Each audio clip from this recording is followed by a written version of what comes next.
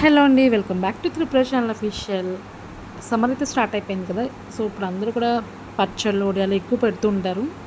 So మేము కూడా ములక్కాయ ఆవకాయ అయితే పెడుతున్నాము. ఇదైతే మామూలు ఆవకాయ కన్నా అద్దిరిపోద్ది, టేస్ట్ అయితే సూపర్ ఉంటుంది అనమాట. సో ఇది ఎలా చేయాలో చూద్దాము.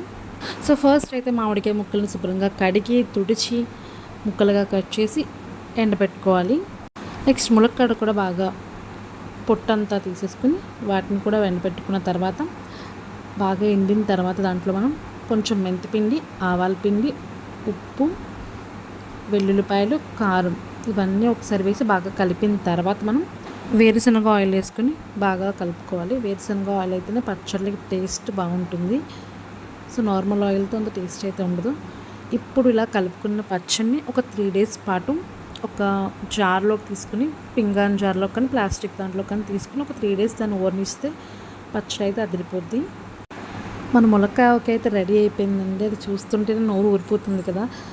సో మీరు కూడా ఒకసారి ట్రై చేయండి. ఎలా ఉందనేది కామెంట్ సెక్షన్లో అయితే కామెంట్ చేయండి. ఇన్ కేస్ మీకు పూర్తి వీడియో కావాలి అనుకుంటే కనుక అప్లోడ్ చేస్తాము, కామెంట్ సెక్షన్లో కామెంట్ చేయండి.